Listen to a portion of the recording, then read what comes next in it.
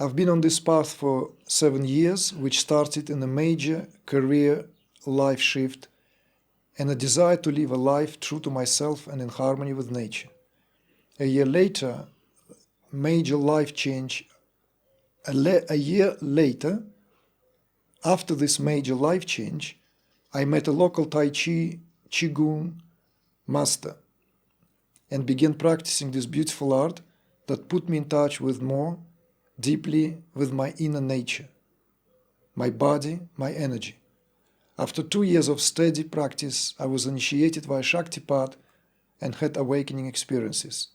The first year and a half was incredibly intense, and my nervous system was having challenges, dealing with high currents energy, do what it wanted, and so I could help my body rest and recover. It has been 3.5 years since my initial awakening, and I have subsequently gone through a period of deep, intense darkness and despair, an increasing period of solitude, not really knowing how this process is meant to unfold, where is it going, or what my ultimate purpose in life is, so to be when all is said and done. I have also experienced difficult external events at times that have forced me to deal with my deepest fears and insecurities. Despite these challenges, one thing seemed clear: the flow of chi, prana in my body, continues to increase and unfold as it hits internal blocks, forcing the erosion, albeit at a seemingly slow pace. So my question, I found out of your comment particularly interesting. The idea that if true awakening is actually happening, that one's external reality would be in a way aligned such that the process may unfold. I have felt strongly that this has been the case on my journey, and I was wondering if you could speak more on the link between one's internal reality and one's external reality at the different stages of the process. For example, would one expect that as Kundalini opens the doors of the psyche and starts the process of clearing the unconscious, that one's external reality would reflect this information back to the individual in the form of potentially difficult, very challenging experiences that are ultimately, in fact, necessary to understand, confront, and healing one's inner demons and fears, so to speak.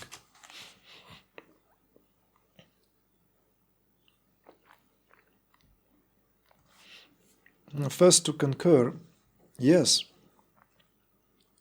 Yes, very much so.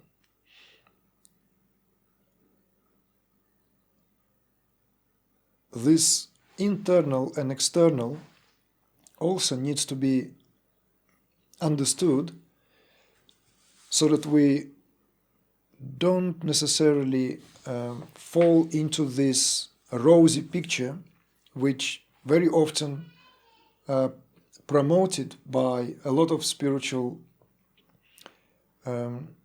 mainly by spiritual movements, because otherwise it will be more difficult to lure people into spiritual practice en masse. This is very simple. I mean, if you deflate, if you take out all that kind of hot air out of what enlightenment can bring, who would care, right? A lot of people will just back off from it. I'll just live my quiet life.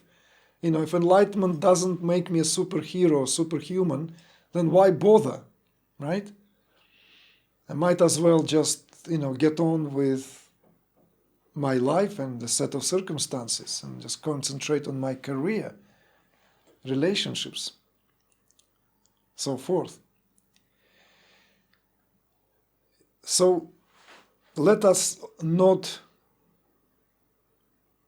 divide this into black and white, because there are many, many different shades here.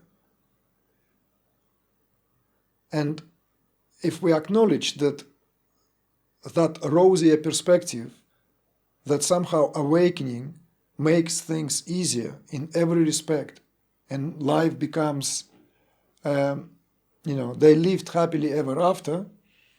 This, of course, is not the case, because that's not how it works. Maybe it works for a select few, but that's not really, we cannot make it into a rule. Why? Because what we call external reality here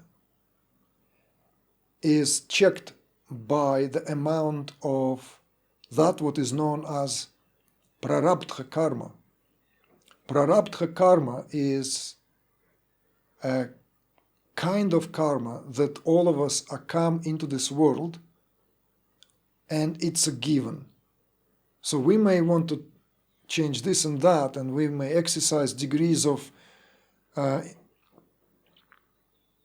industriousness in terms of how we navigate our affairs. We may be accustomed to accommodate, and we kind of bend reality around us to fit our objectives, so to speak. And you can see that especially sometimes if you look at lives of so-called very successful, very powerful people, it's this gives us this outwardly picture that these people almost can bend reality as they go along.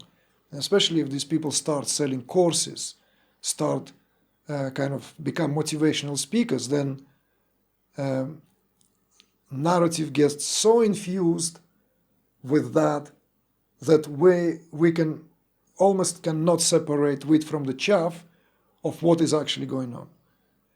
But even in the case of those so-called very, very able, successful people, a lot of it is simply remains unseen. It's not brought to the surface of our awareness. What we see and behold is a surface state of affairs, a more superficial level of what success and achievement is associated with, not just today, but maybe for quite some times. So this external aspect or the external reality is the karma we are born with. And that prarabdha karma is true to the one who reap the riches as they go along, so to speak. And those who struggle almost seem to be unfair in terms of the input and talents and qualities that people come into the world. All to do with that portion of karma. Okay, you don't like karma, you don't like that term, although karma is nothing other than cause and effect. It's a scientific law. We can see this in terms of how astrology deals with. And when astrology is presented and taught at the level of science itself, as the Jyotish or the sidereal astrology, how it is mostly known as a zodiac, then we can see that certain, what we'll then call outward reality, is predispositioned and mapped out in our chart in such way and to such degree that we can almost create a trajectory of life, because we are given these points in space-time. In fact, that's how skillful astrologists reconstruct the exact time of your birth if you do not have that. You give this astrology, it's very well known, I'm sure most of you know that, 10 events in your life, or 20 events from that, most important events, right? And the astrologer will be able to construct by connecting these events and creating that trajectory of your life, giving that exact time of birth upon which a fuller picture can be given in terms of your natal chart. And the natal chart, of course, displays all this, what you come into the world, what I earlier spoke to as that unchangeable portion of karma. So irrespective of how evolved we are and how evolved we become spiritually, we are still dealing with that portion of karma always, you see? In fact, prarabdha karma cannot be changed even by those who consider to be pinnacles of what self-realization or enlightenment stands for. Even in the luminaries of this world and the past and present, that portion of karma had to be endured, which also includes how we going to fare in this life, relationships we're going to have, how we will travel through life, unexplainable illnesses we will have, alignments, weaknesses in that neurophysiology. And I'm talking about those who have transgressed and completed the so-called Jacob's ladder journey. You see? So this is a reminder about external sort of circumstances so that we also don't have this fall into the bias of if my consciousness grows, with that the set of my circumstances will always become more and more favorable. No, actually that is that rosy part sold by spiritual movements. What we become capable of is introducing creativity in any given situations in time or space, whatever we are confronted with. So in other words, we still are faced with what we need to face in life, but it just doesn't really affect and impress us as much. It's as simple as that. A simple definition of being enlightened is not being impacted and affected by these comings and goings. Comings and goings. So in other words, in citing the Bhagavad Gita, in success and failure, right? These are beings established in themselves, display, or rather behave or exhibit the same level of understanding in success and failure. They're not affected. They're not affected because these comings and goings no longer belong to that what maybe temporarily consciousness got usurped by identifying with that what is now experiencing itself, knowing itself as this and that. Yeah, okay. One may squeak, one may say this, one may complain, one may not keep it silent, keep to themselves. It doesn't matter. What's important is what is the internal state of affairs.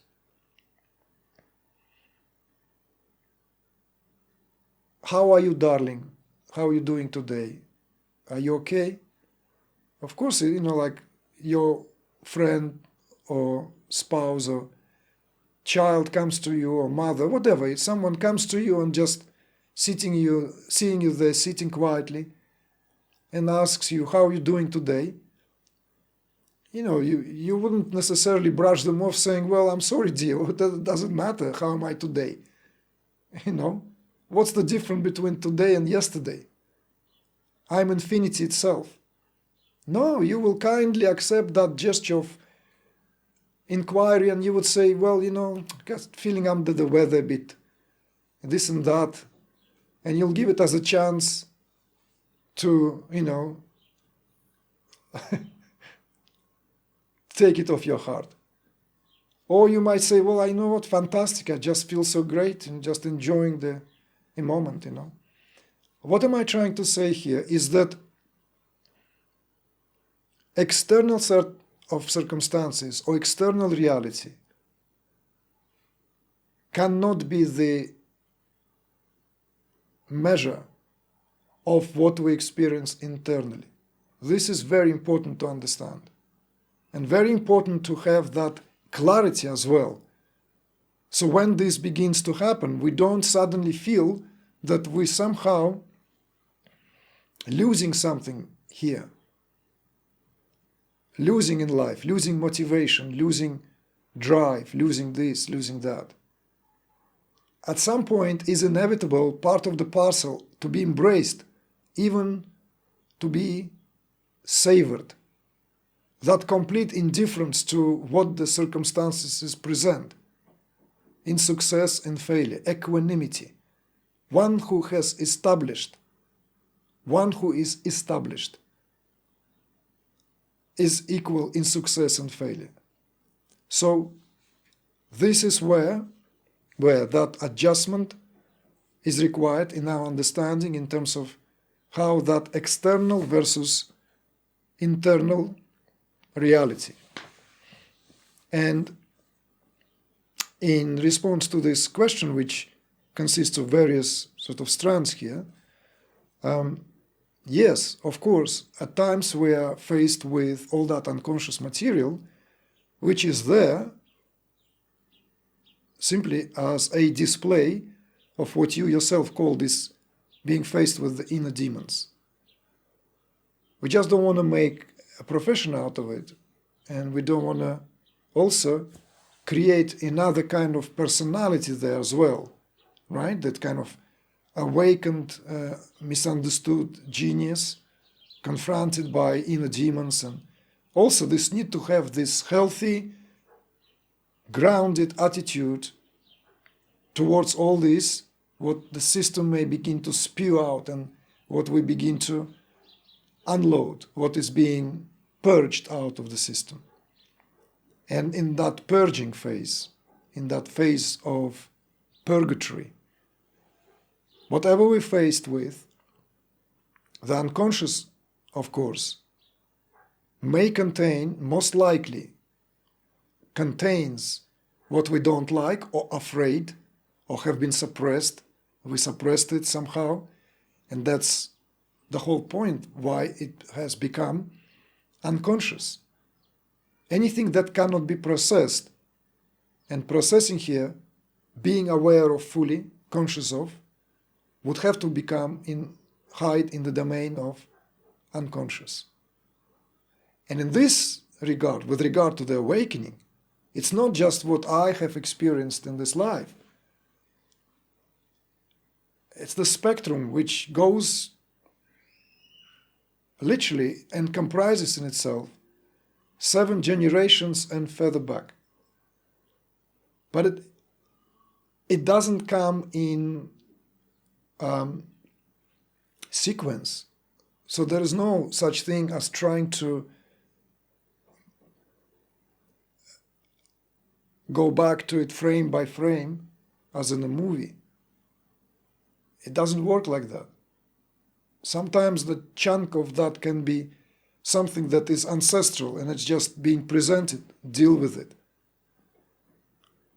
And then at other times is more specifically pertinent to early experiences, the formation of our ahamkara, formation of our individuality, what went into it, which, if you have watched some of our more recent videos that the team put out, has been called a husk. To be, it's there, it has purpose, it served its purpose, and it would be discarded. So, in other words,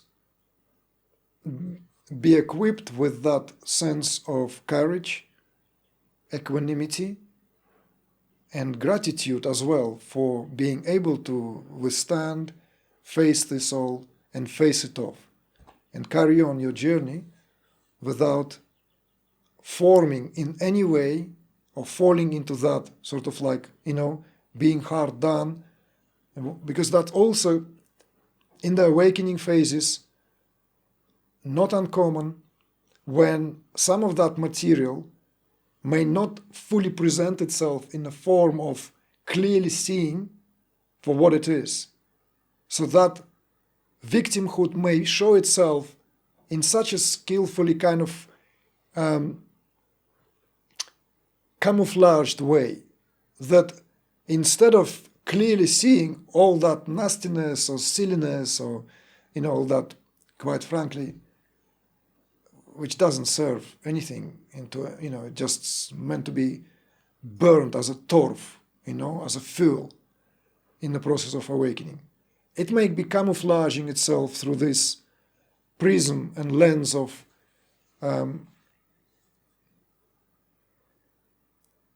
that, I'm somehow have more thrown on my path than others, and yet I'm here to be a beacon of light for others, for humanity. Why am I having to deal with that? So just recognize these whispers, this kind of thing, and these are all varieties of ways how that egoic consciousness tries to remain intact, hide in the crevices, and carve spaces for itself, hoping that light is not going to flush it out of the system. So that is my suggestion here.